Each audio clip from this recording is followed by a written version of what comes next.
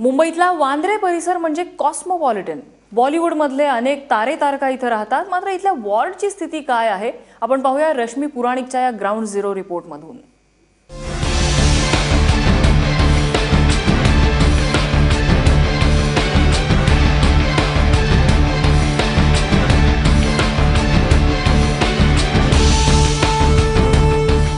जेवढा कॉस्मोपॉलिटन तेवढाच गचाळ।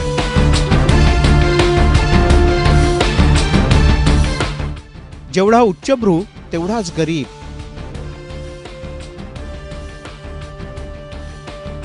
जेवढा सुंदर तेवढाच विद्रूपही। मुंबापुरीची ही सर्व विशेषणं असलेला एकमेव वॉर्ड एच पश्चिम वॉर्ड। मुंबई देशाची आर्थिक राजधानी, त्याच वेळेला अनेकांसाठी असलेली स्वप्ननगरी, कारण इथे आहे बॉलिवूड।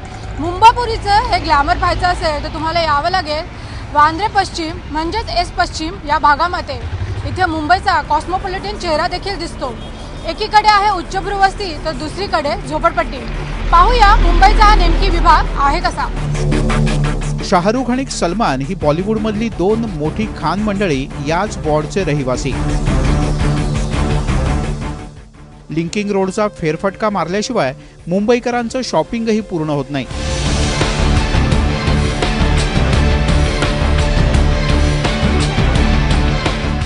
तर इथल्या माउंट मेरी समोर मुंबईकर श्रद्धेनं नतमस्तक होतात। वेगवेगळ्या गोष्टींसाठी प्रसिद्ध असलेला हा वॉर्ड इथल्या समस्यांसाठी सुद्धा तेवढाच कुप्रसिद्ध आहे। इथली सगळ्यात मोठी समस्या आहे सार्वजनिक शौचालयांचा अभाव। माझं लग्न झाल्यापासून मी इथे आहे। माझं लग्न होऊन माझी आता मुलगी 22 वर्षाची आहे, म्हणजे माझं लग्न 23-24 वर्षापासून मी इथे राहते आणि मी इथे आल्यापासून मी पाहते की या टॉयलेटची भरपूर समस्या आहे। एकच पूर्ण एरियाला एकच टॉयलेट आहे आणि म्हणजे 1000 एक घरं आहेत इथे आणि प्रत्येक घरातले 5-5, 6-6 जण इथे येतात आणि येता जाता जे मेन रोडची जी आहेत रिक्षावाले आहेत, बाकीचे जे लोक आहेत तेही याच टॉयलेटचा उपयोग करतात। त्याच्यामुळे या टॉयलेटची भरपूर समस्या आहे आम्हाला। प्रॉब्लेम काय एचपीएसमध्ये उपलब्ध जागा नाही आहे आणि जागा नसल्यामुळे लोकला टॉयलेट पाहिजे, पण बनवायचे नेमकी कुठे, जागा तर असली पाहिजे। दुसरा आमच्या एचपीएसमध्ये थोडेफार एरियामध्ये ओपन डेफिकेशन असेल, बाकी संपूर्ण एरियामध्ये असं ओपन डेफिकेशन कुठे होत नाही। लिंकिंग रोड आणि हिल रोड सारखी प्रसिद्ध मार्केट याच वॉर्डात आहेत। मात्र अनधिकृत फेरीवाल्यांनी इथल्या रहिवाशांचं रस्त्यावरून चालणंच मुश्किल केलंय।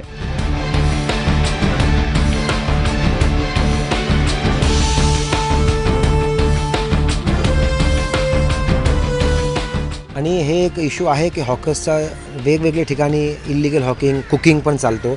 वारंवार आम्ही वॉर्डमार्फत ॲक्शन घेतो, पण कुठे ना कुठे मला वाटते की एक राईट टू लाईव्हलीहूड जी पॉलिसी केंद्र सरकारची आधीची होती त्यांनी पास केली होती, कुठे ना कुठे महानगरपालिका त्याला लागू करत नाही। खार मार्केटच्या बाहेर जी त्यांचं तिकडे एक डस्टबिन आहे, ती जवळजवळ एक 10-15 फूट भरलेली असते दिवसभर आणि रस्त्यावरून चालू शकत नाही माणूस। एच पश्चिम वॉर्डात पब आणि रेस्टॉरंटची मोठी गर्दी पाहायला मिळते। मात्र वीकेंडला या पबमध्ये होणारी गर्दी इथल्या रहिवाशांची डोकेदुखी ठरते।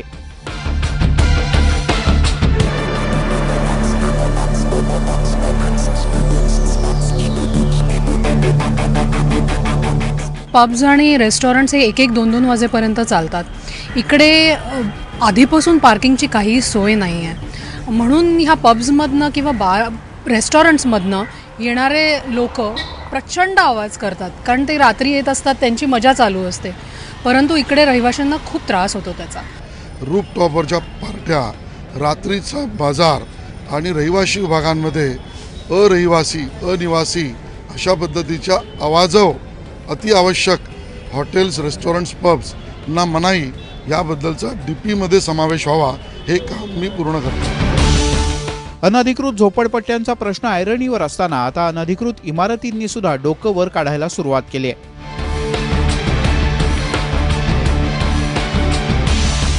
लोग बांद्रा को क्वीन ऑफ द सबर्ब्स कहते थे, आज slum of the suburbs, illegal construction capital of the suburbs कहते हैं। क्योंकि क्या करते थे, 3-4 जन मिलके, 3-4 होपलेस लोग मिलके ये अंडरवर्ल्ड से पैसे लेते थे, एक कंपनी बनाते थे, कंस्ट्रक्शन कंपनी से XYZ कंपनी बनाते थे, 5 माले की परमिशन लेते थे, 10 माला डाल देते थे।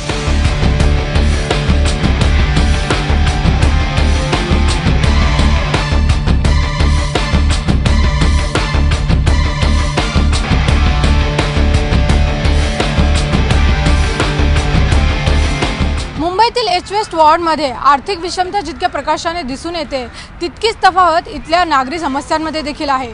उच्चभ्रू वस्तींमध्ये लोकांच्या समस्या वेगळ्या आहेत तर झोपडपट्टीमध्ये जनतेचे प्रश्न वेगळे।